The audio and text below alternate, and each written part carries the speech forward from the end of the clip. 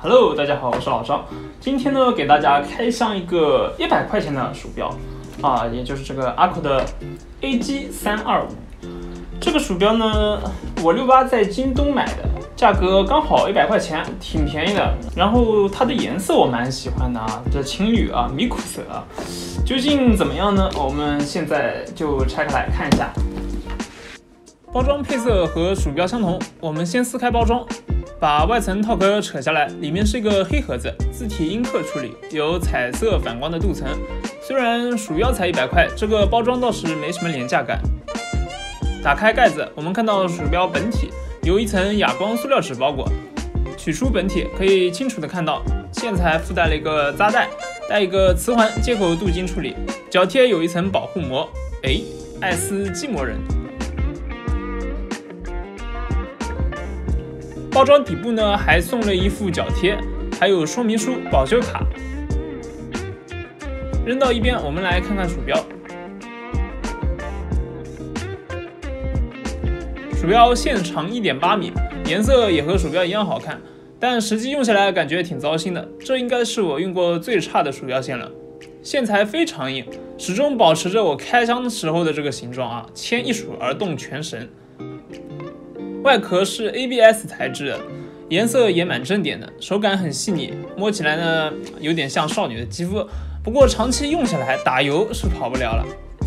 由于我是卓威粉啊，买之前就觉得这鼠标很可能是抄袭卓威 FK2 的，我也有 FK2，实际到手一看一摸一对比，不知道卓威心里是何感想。我网上翻了一圈，也没找到任何卓威授权给他的信息，不出意外，抄袭无误。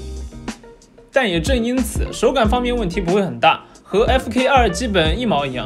鼠标屁股不顶手掌肚子，我手长18厘米，抓握、趴握都可以。鼠标底部也有防夹肉抬起处理，一个倒角，前端的出线口也有抬升设计，防止线材磨鼠标垫。另外我要说这个感人肺腑的灯光，一接上电源，这光真是无孔不入啊！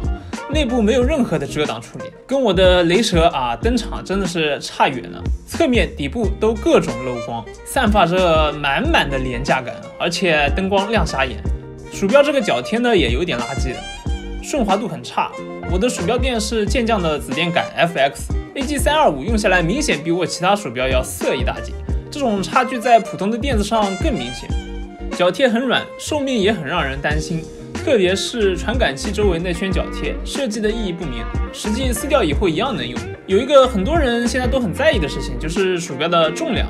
实际测下来啊，裸鼠重量只有88克左右，明明算是比较轻的，但我用起来无论如何就觉得这个鼠标很重，因为这个鼠标内部设计结构很有问题，重心严重靠前，加上脚贴阻力更大，线材也硬，导致滑起来就更费劲了，显得鼠标比较重。鼠标共有6个按键，跟 FK2 不一样的是 AG325 右边没有侧键，所以这个鼠标呢并不是左右手通用的，它只能右手用。顶部这个金属滚轮应该很多人会喜欢，24段，编码器段落感比较弱，声音呢也比较轻，日常使用是比较舒服的。鼠标微动用的是欧姆龙蓝点50兆，寿命上还是比较放心的，力度适中，按键声音算是比较清脆的，大家可以来听一下对比声音。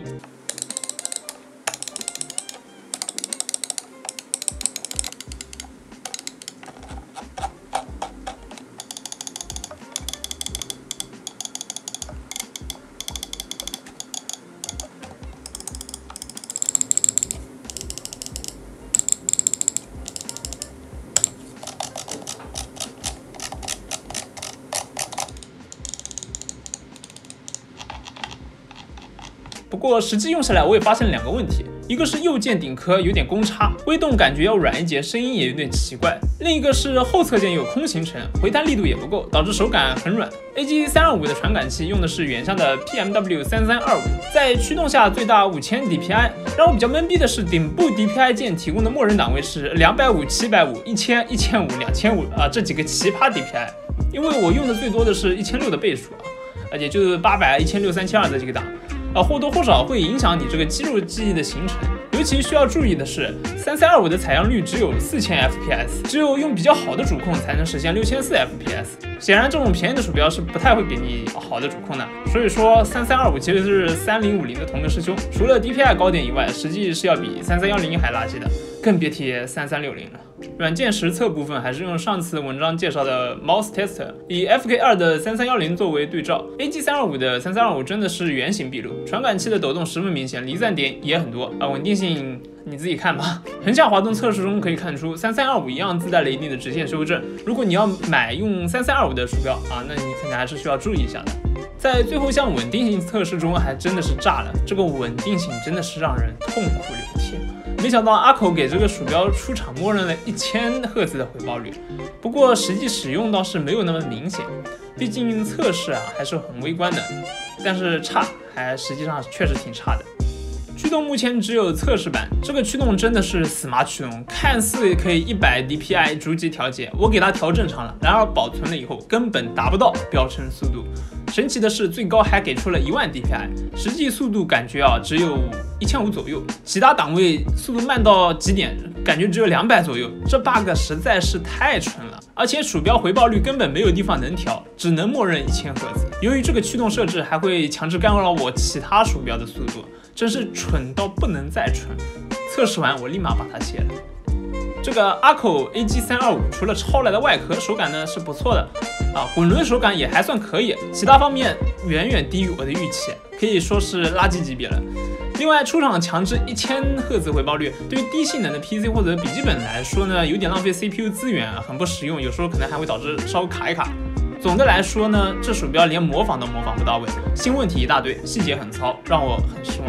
但你要说100块钱值吗？我觉得还是有点值的，至少颜值还不错，日常也算能用。如果不是为了外壳延迟，我是不推荐买这个鼠标的。此外，这个级别的鼠标呢，或多或少都有些缺点。如果你对鼠标的要求比较高，建议还是提高预算。最后，喜欢的朋友们别忘了素质3连。如果以后还有什么想看的开箱测试，可以在弹幕或者底部留言。我们下期再见，拜拜。